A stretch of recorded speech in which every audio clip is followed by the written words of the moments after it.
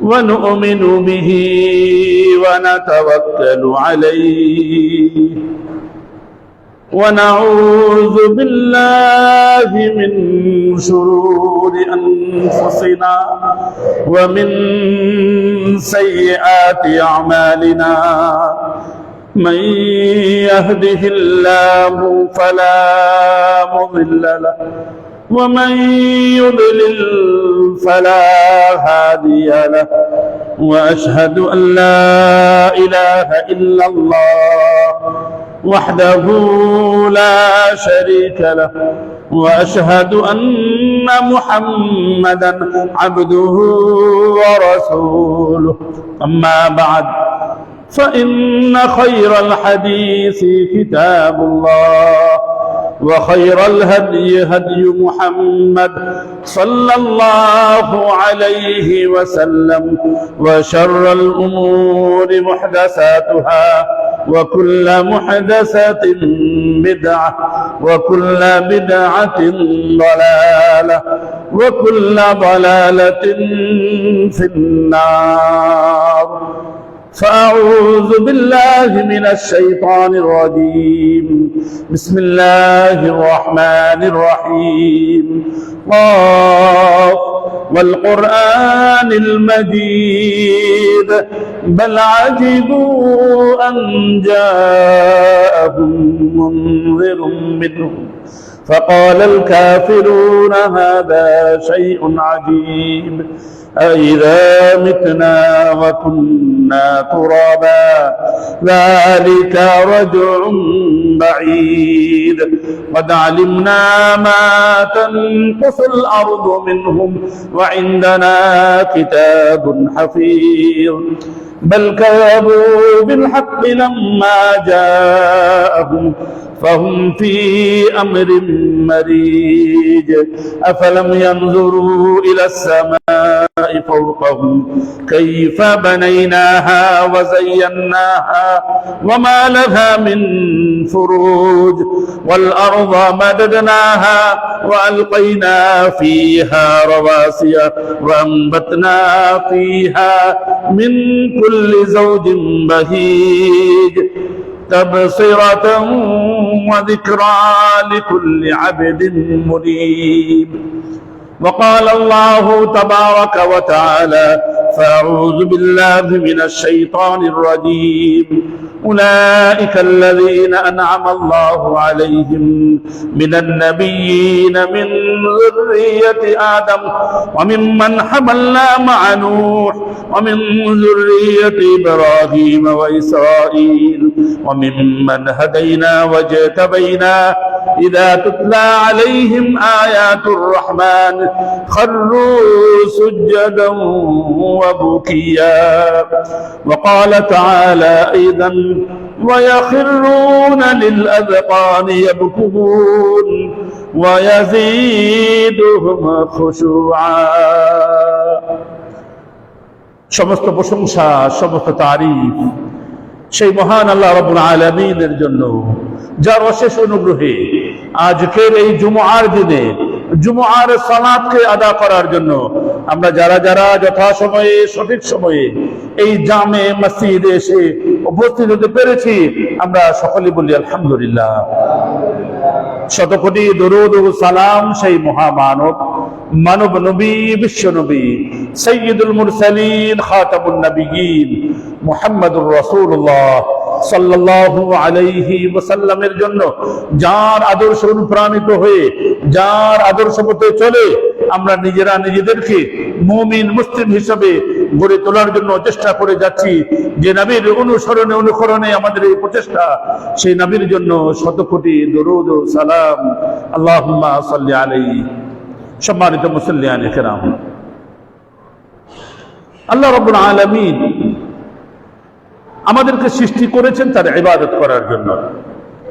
ইবাদত ইবাদত বলতেই বুঝি আমরা নামাজ, রোজা, হজ, যাকাত, জীবনে একবার হজ করা, রোজা রাখা, 5 ওয়াক্ত নামাজ পড়া, এগুলোকে আমরা ইবাদত বলে মনে করি। ইবাদত এর শাব্দিক অর্থ দাসত্ব করা। তার ইবাদতের শাব্দিক অর্থ দাসত্ব করা। যিনি মালিক, যিনি আমার সৃষ্টিকর্তা, আমি তার দাস, আমি তার দাস। আমি, আপনি, আমরা সকলে এই পৃথিবীর প্রতিটা সৃষ্টি তার আনুগত্যে চলবে। এই সূর্য উঠেছে, ধীরে ধীরে ধীরে ধীরে চলতেছে, তার কাজ চলা।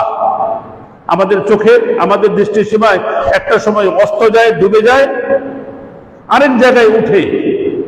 এই চলতে চলতে একটা সময় সে আরশে মুআল্লার নিচে গিয়ে নিজেকে সমর্পণ করে, রব্বুল আলামিন আমার জন্য হুকুম কি? আল্লাহ যদি বলেন চলতে থাকো, তাহলে আবার চলতে থাকে। আবার আমরা দেখি সূর্য উঠলো, আবার ডুবলো। এই সূর্য, চন্দ্র, গ্রহ, নক্ষত্র যা আছে সব আল্লাহ রাব্বুল আলামিনের দাস, সব আল্লাহ রাব্বুল আলামিনের হুকুমের অধীনে তারা পরিচালিত হয়, চলাচল করে। আমরাও আল্লাহ রাব্বুল আলামিনের দাস, আমরাও রাব্বুল আলামিনের দাস। আমাদেরকে দাসত্ব করতে হবে। এই দাসত্ব করতে গিয়েও অনেক সময় আমরা ভুল ত্রুটি করি, আমরা ভুল ভ্রান্তি করি। যখনই ভুল ভ্রান্তি করব, তখন সাথে সাথে আমরা রব্বুল আলামিনের কাছে আমরা কান্নাকাটি করব, রব্বুল আলামিনের কাছে নিজের ভুলগুলোকে তুলে ধরব। যেভাবে একজন দাস, আমরা দাস, এখন দাস প্রথা নেই, একজন কর্মচারী, আপনার দোকান, আপনার অফিস, আপনার বাসার যে কাজ, তার দ্বারা এমন একটা অপরাধ হয়ে গেল যে অপরাধের শাস্তি সে কখন কি করে, খুবই অনুনয় বিনয় করে আপনার কাছে ক্ষমা চায় যে আমার ভুল হয়ে গেছে, আপনি আমাকে মাফ করে দেন, আমার দ্বারা এরকম ভুল হবে না, আমার চাকরিটা আপনি খাবেন না, আমার জীবনটা নষ্ট করবেন না, আমার পরিবারটা চলে এর উপর দিয়ে, অতএব আপনি করুণা করেন, আপনি দয়া করেন, আপনি আমার চাকরিটাকে খাবেন না, রেখে দেন। যে কোনো ব্যক্তি, যে কারো অধীনস্থ ব্যক্তির দ্বারা যদি কখনো ভুল হয়ে যায়, তখন যিনি দায়িত্বশীল থাকেন তার কাছে গিয়ে তাকে অনুনয় বিনয় করে কথা বলতে হয়, অনুনয় বিনয় করে কথা বলতে হয়, জানাতে হয়। এটাই হলো গিয়ে দাসত্ব আরেকটা রূপ। আর এগুলা করতে গিয়ে যারা দায়িত্বশীল, যারা ক্ষমতাশালী, তারা আরো দুর্বল কখন হয়ে যায়? ব্যক্তি যখন তার চোখের পানি ছেড়ে দিয়ে নিজের অপারগতাটাকে আরো বেশি করে প্রকাশ করে, আমার তো এই ছাড়া কোনো উপায় ছিল না, আমার এই ছাড়া আর এমনি এই নিজের ইচ্ছায় ভুল করিনি, অনিচ্ছায় করে ফেলেছি। চোখের পানি ছেড়ে দিলে মালিক আপনি বলেন ঠিক আছে তুমি যাও। অনুরূপ ভাবে আমাদের জন্য কান্না করার হুকুম এসেছে, কান্না করার বর্ণনা এসেছে। আমাদের নবীদের মধ্যে নবী নূহ আলাইহিস সালাতু ওয়াস সালামের নাম নূহ। তার নাম কি? তার নাম ছিল আব্দুল জব্বার। অধিক কান্না করার কারণে নৌহা বলা হয় আরবিতে, এই জন্য কি নূহ হয়ে গেছে নাম। অধিক ক্রন্দনশীল ব্যক্তি, ৯৫০ বৎসর তিনি আল্লাহ রাব্বুল আলামিনের বান্দাদেরকে হেদায়েতের পথে আহ্বান করেছেন। শেষ পর্যন্ত তিনি তাদের বিরুদ্ধে দোয়া করলেন, আল্লাহর কাছে পানাহ চাইলেন, আল্লাহ তাকে পানাহ দিলেন, ওই জাতিকে পানিতে ডুবিয়ে মারলেন। নূহ বা কান্না বা বুকা, এটা আমাদের জন্য একান্ত দরকার।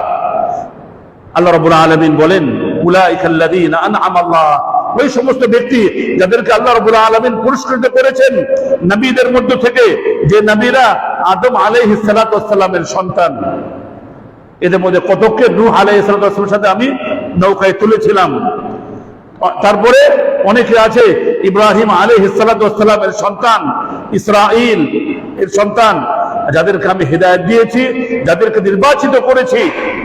ইযা ইতলা আলাইহিম আয়াতুর রহমান, যখন এদের সামনে দয়াময়ের আয়াতগুলোকে, নিদর্শনগুলোকে পাঠ করা হয়, খাররু সুজদান ওয়া বুকিয়া, তারা আল্লাহ রাব্বুল আলামিনের মহানত্বের সামনে নিজেকে সঁপে দিয়ে সাজদায় পড়ে যায় আর কান্না করতে থাকে। সূরা মারইয়াম ৫৮ নম্বর আয়াত। তারা কান্না করতে থাকে। রব্বুল আলামিন সূরা মারইয়ামের আগের সূরাতে, কাহাফ তার আগের সূরা বনী ইসরাঈলের মধ্যে বলেছেন, কুল উদউল্লাহ আও উদউর রহমান, তাই না? কুল আমিনু বিহি আও লা তুমিনু, তোমরা ঈমান আনো আর না মানো। ইযা ইতলা আলাইহিম, যখন তাদের সামনে তেলাওয়াত করা হয়, ইয়াখিরুনা লিল আযকান, তারা তাদের অঙ্গ প্রত্যঙ্গের উপরে লুটিয়ে পড়ে। ওয়া ইয়াখিরুনা সুজদা, তারা কান্নার মাধ্যমে আল্লাহ রাব্বুল আলামিনের কাছে তাদের বিনয়তা আরো বেশি করে প্রকাশ করে যে আল্লাহ অহংকার করার মালিক রব্বুল আলামিনের, যিনি মালিক, আমরা কখনো অহংকার করতে পারি না। আমরা তো দাস, আমরা দাস মনে করতে হবে। মানুষের অহংকার করার কোনো অবকাশ নেই, মানুষের অহংকার করার কোনো অবকাশ নেই। নিজেকে মনে করতে হবে আমি যে অবস্থায় আছি আমার সাথে ভালো অবস্থায় আরো কেউ আছে, অতএব রব্বুল আলামিন তুমি আমার প্রতি করুণা করো। বা আমি আজকে যে অবস্থায় আছি আমার যে নিম্ন স্তরে অনেকে রয়েছে, রব্বুল আলামিন ইচ্ছা করলে আমাকে সেখানে নামিয়ে দিতে পারেন। রব্বুল আলামিন দয়া করেন আমার পরিবারের প্রতি, আমার সন্তানদের প্রতি, আমার ব্যবসা বাণিজ্য, আমার ক্ষেত খোলা, আমার মেশিন পত্র, এগুলোর প্রতি আপনি দয়া করেন। এগুলোকে নষ্ট করে দিবেন না, আমাকে পথে বসিয়ে দিবেন না। এটাই হলো গিয়ে গুরুত্ব, যে আমরা সবসময় আল্লাহ রাব্বুল আলামিনের কাছে তার দাসানুদাস হয়ে থাকবো, তার কাছে সবসময় নিজেকে আত্মসমর্পণকারী হিসেবে প্রকাশ করব, অন্তর থেকে এবং প্রকাশ্যে।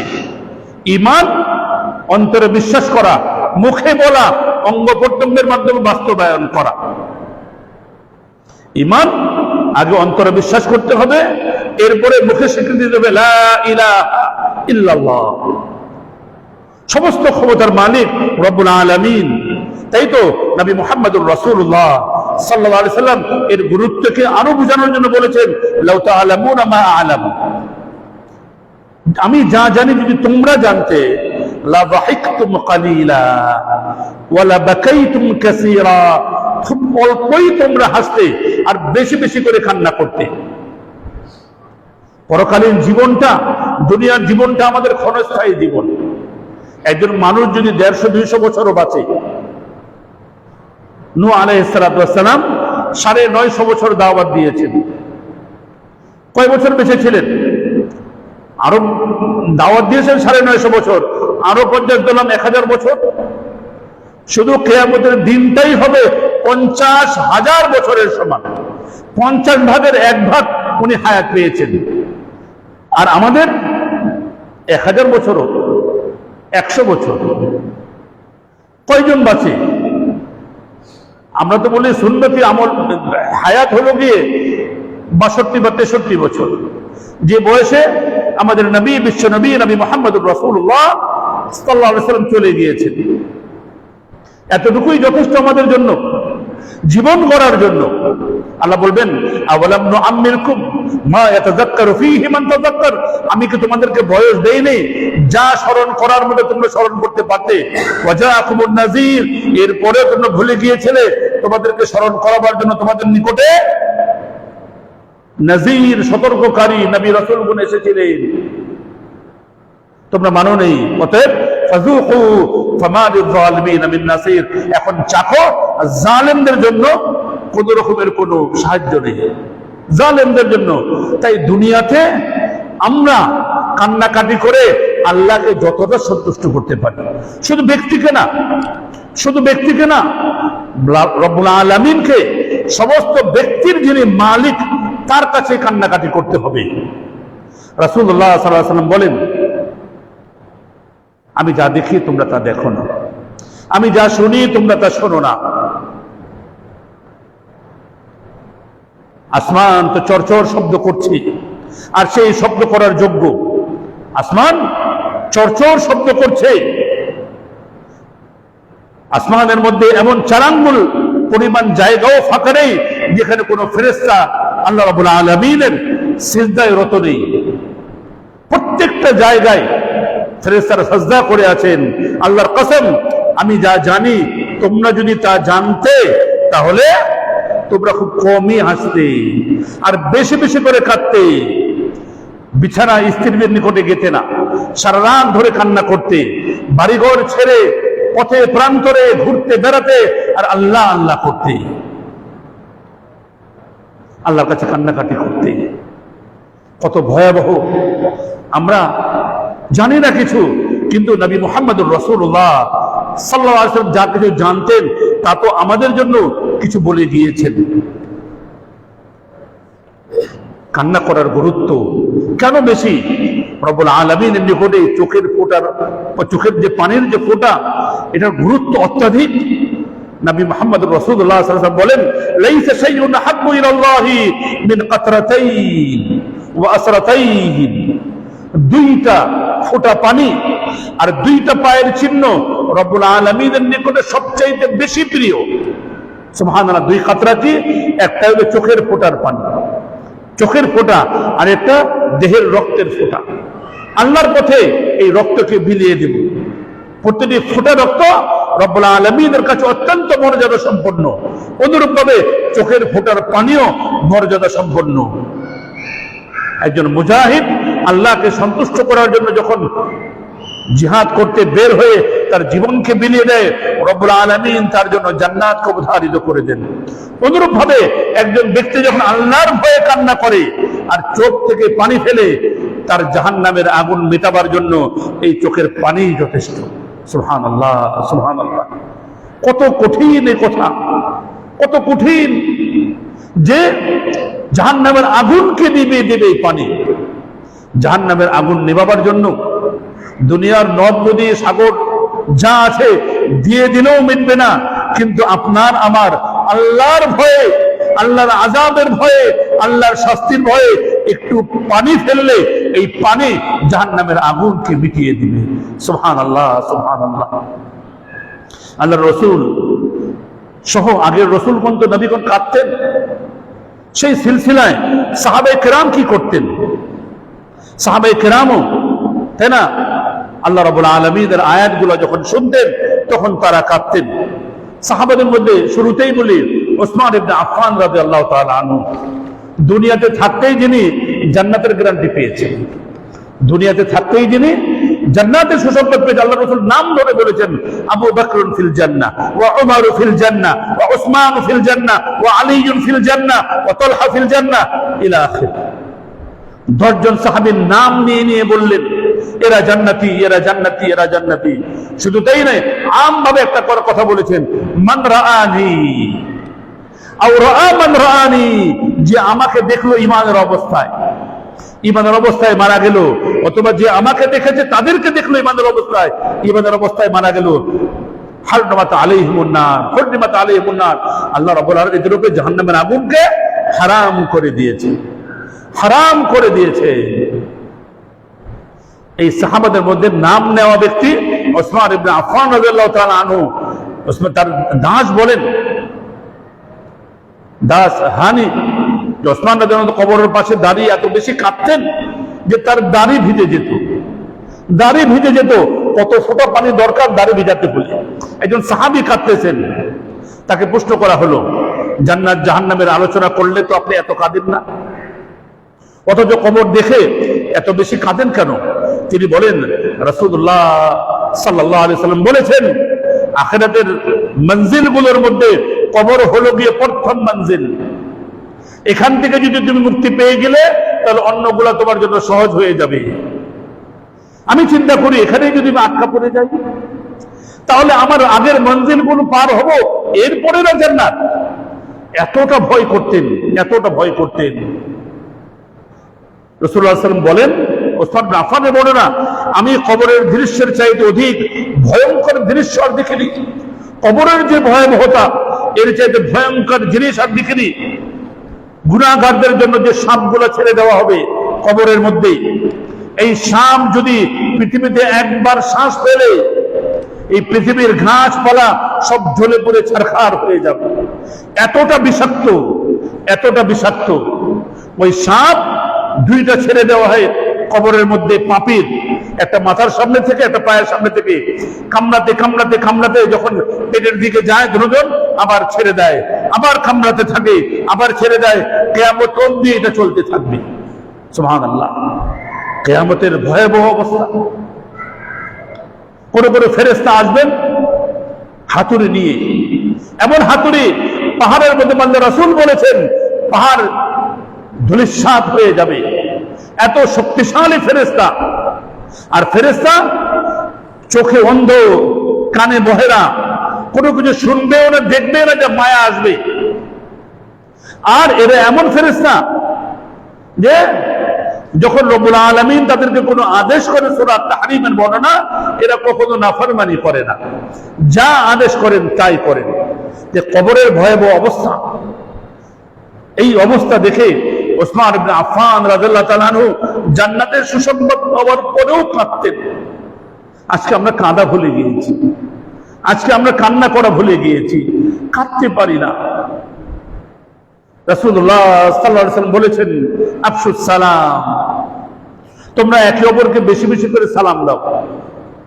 আজকে দেখুন আমাদের সমাজের মধ্যে সালামের প্রচলন খুব কমে গিয়েছে, খুব কমে গিয়েছে। যদি বাবা মা বাবলে মুরুব্বি সালাম দাও, হ্যাঁ, তাই না? তারপর কোনো মধ্যে দিয়েও দৌড় দেয়। আফশুস সালাম, বেশি বেশি করে সালাম দাও।